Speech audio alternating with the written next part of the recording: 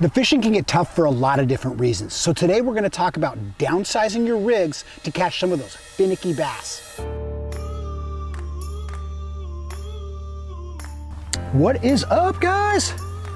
You know what? The fishing can get tough for all of us, whether it's those post-frontal conditions, or maybe it's heavy fishing pressure on a certain body of water, or like the conditions we have today. We're middle of December, so we're in that winter time. These fish really slow down, a lot more sluggish. So I know a lot of you guys are going, winter time? And I'm in Michigan, Minnesota, we're covered in snow. All right, we have a little bit different winter in California, but nonetheless, these fish, they get cold and they will slow way down. And what we're gonna do is we're gonna downsize our baits using the California Classic Bait Company Golden State Grub, rigged up with a little skirt, and I'm gonna try to give them a little bit more of a bite-sized presentation, see if we can't entice some of these fish to start eating again. So anyway, let's break down this downsizing technique, starting with rigging. All right, so the Golden State Grub, just a tiny little profile grub. So what I do is I like to dress it up a little bit, all right? So I'm gonna talk about how we get it to look like that here.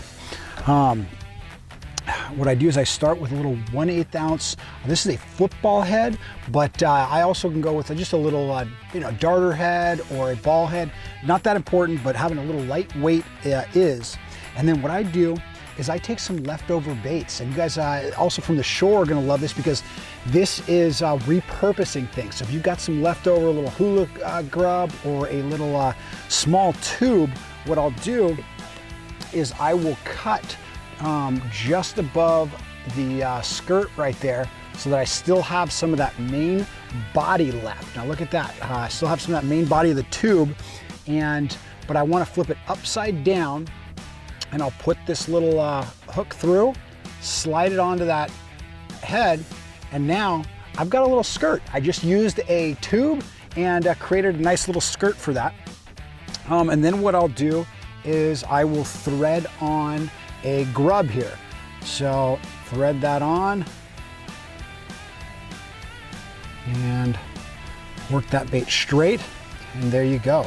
I now have a little grub with a skirt ready for some finesse conditions. And then I'll mix that up.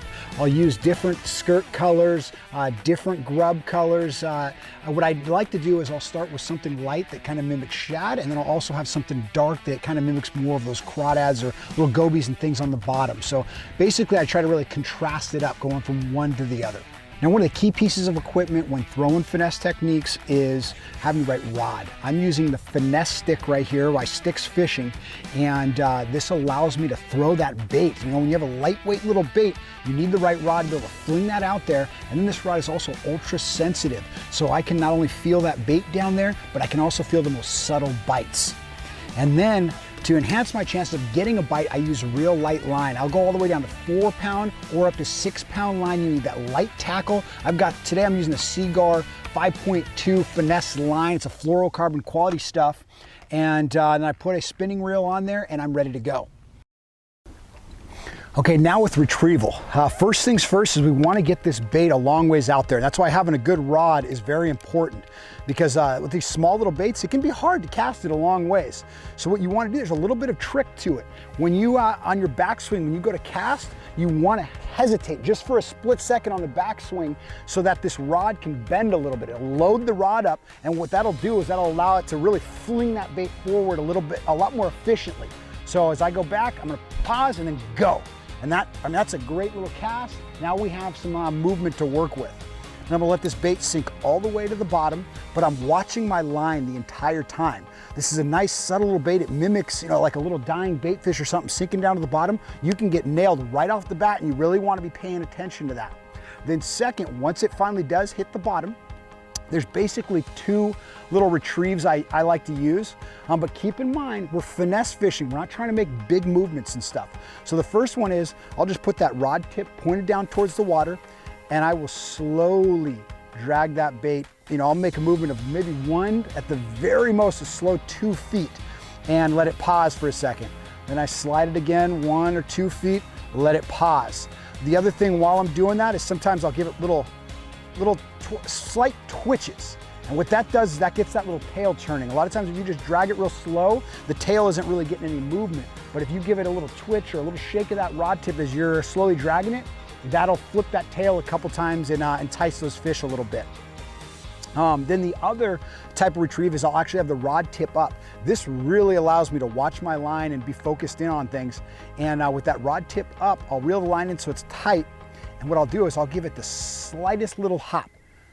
I'm just barely twitching that rod tip up so that bait's kind of doing a couple hops, and then I let it pause for a second.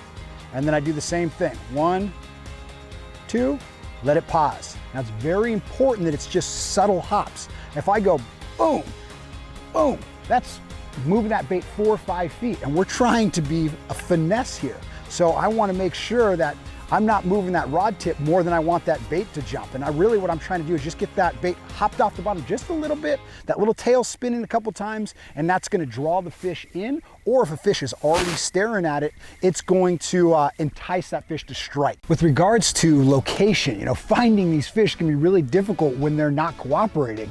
If the fish are active, you throw some reaction baits, run around till you find some fish biting, and now you know there's fish in the area. But when they're not actively feeding, it can be hard to tune into signs of where these fish are.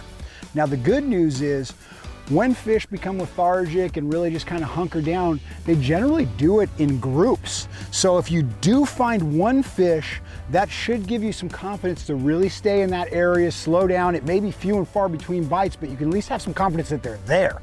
Now, because it's generally tough to locate some fish like this, I usually go to the hot spots, those very bassy areas. One of those being giant main lake points, a long point, middle of the lake. Those fish can really move up and down. There's gonna be bait fish and activity all throughout there, so they really have everything they need. That's a great place to slow down. Then other ones like that, island tops, man-made structure like, launch ramps, marinas, any kind of ledges or walls. These fish can just hang out there, hunker down, feel sorry for themselves, and do nothing until they see a nice little smaller profile bait go by, and you can trigger those fish. But once again, very important to try to spend that time in an area that you think those fish might be. And then if you do get bit, count on there being more fish there.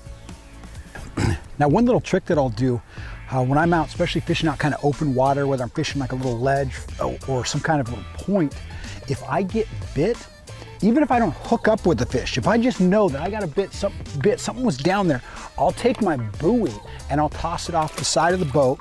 And then while that's sinking down, I will then line up my line with some point on the shore, like a tree or a fence or something like that. So that way I know that if I put the front of my boat right at that buoy and I cast right at whatever it was, the fence that I had lined up with, that when I retrieve that again, I'll be right back in that same zone. So I have a chance of either enticing that fish or catching other fish that are in that area. That can be crucial. That can be a huge difference between you just getting a couple bites in a day and actually finding a nice little school and just making that same cast over and over again and enticing more and more of those fish to bite. Well guys, no matter who you are, there's times when the fish just flat out won't bite. These tough conditions, whether it's after a cold front moves in or it's heavy pressured water, the sport of bass fishing is getting more and more popular, and so these fish are getting beat up more and more.